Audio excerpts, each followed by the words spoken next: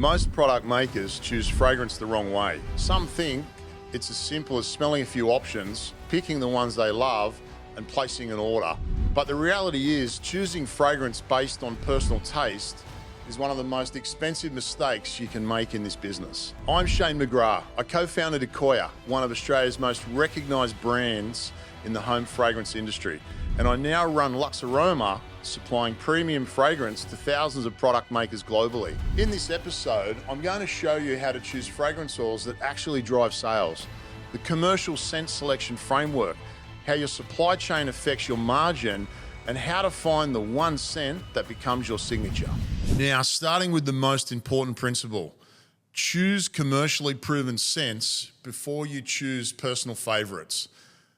One of the mistakes I've seen time and time again over the last 20 years is new brands wanting to stand out by having the most obscure, unusual fragrances and names.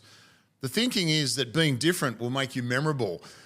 And in some cases that's true, but in the fragrance business, obscure scents are a very risky starting point, and here's why. The sale of a fragrance is influenced not only by the actual aroma, but also by the name and the familiarity. When a customer walks into a store or lands on your website, they're making a very fast decision. If they see a scent name they recognize, they already have a memory associated with it. They know what it smells like. They've got an emotional connection to it. That familiarity is incredibly powerful. If you launch with a range of unusual, hard to describe scents, you're asking the customer to take a risk. They don't know what it smells like. They don't have a reference point. And unless they can physically smell it before buying, they'll often choose the safer option. There's a reason why brands like Accoya still have French pear in their core range after more than 20 years. It's tried, tested, and it sells. And it continues to sell. Not because it's exciting, but because it's familiar, giftable, and broadly appealing. When you're building your initial range, aim for 80 to 90% of your selection to be commercially proven scents. Scents that people already know, already love, and already search for. You want a fresh, clean scent, like lemongrass and Persian lime. You want a familiar floral, like Japanese honeysuckle. You want a tropical escape, like coconut and lime. And you absolutely need a gourmand comfort scent, like vanilla caramel. You might actually hate vanilla caramel. That's fine, but it sells. Think about Glasshouse vanilla caramel. Love it or hate it, it's a top-selling fragrance in Australia. Your job isn't to curate based on your taste. Your job is to build a range that customers will buy. Talk to the store assistants in the homeware shops. Ask them what their top-selling 3 candle scents are. Watch how customers behave when they're selecting fragrances. Are they going for the name? Are they going for the smell? What are they consistently reaching for? That information is gold, and it's completely free. So, on a practical note, have a look at your current or planned range. If more than 20% of your scents are highly unusual or difficult to explain in 3 words, you're making it too hard for your customers to buy. Tighten it up around proven commercial profiles that sell. If you want to see what commercially proven looks like in practice, Luxaroma's full range is available in the show notes below. Over 500 scents, all tested for performance with no minimum order. Now that you understand commercial scent selection and how important it is, you need to think about where you're sourcing these scents from. Because your fragrance supplier isn't just a supplier, they're a core part of your margin strategy. Does the cost of a fragrance come into it? Absolutely. Profit becomes everything once you're established. Without it, you can't reinvest in your business. You can't spend money on marketing and growth.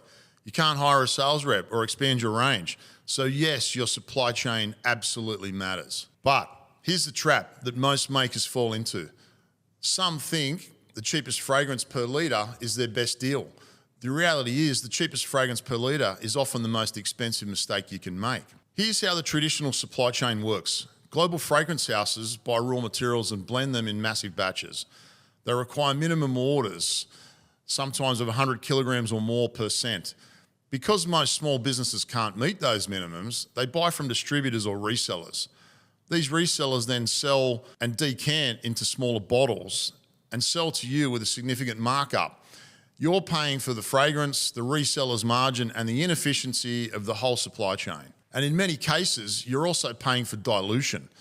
Some resellers and fragrance houses cut their oils with cheap, odorless solvents to increase volume and reduce their cost of goods.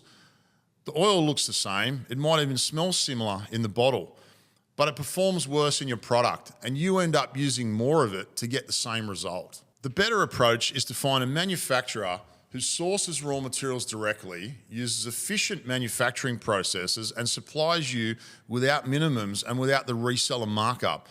That's the model that allows you to get the quality, speed and price simultaneously. Not because the fragrance is cheap, but because the manufacturing is efficient. Ask your current supplier whether they manufacture the fragrance themselves or whether they're a reseller. Ask about their minimum order quantities and their lead times. If they require large minimums or have 2-week lead times, their model is outdated and your margins are suffering for it. So we can see how important the commercial scents are that are tried and tested and sell well. But if you don't also couple it with this next one, your brand might lack personality. While 80 to 90% of your range should be commercially proven crowd pleasers, leave 10 to 20% for an outlier. A scent you love, something obscure or something you believe in that hasn't been promoted well yet. With any luck, this could become your signature scent, the scent your brand becomes known for, the one that people associate specifically with you and not with anyone else. Business still needs to be fun. It still needs to have your individual spin on it.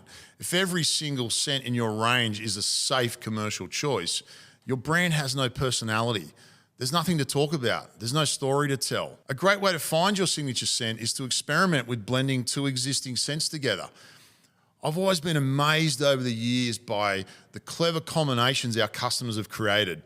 2 scents that individually are quite ordinary can combine into something entirely unique and memorable. And the beauty of it is that your competitors can't easily copy it because they don't know the ratio. The key is to test it properly. Don't just blend 2 scents in a bottle and decide you love it.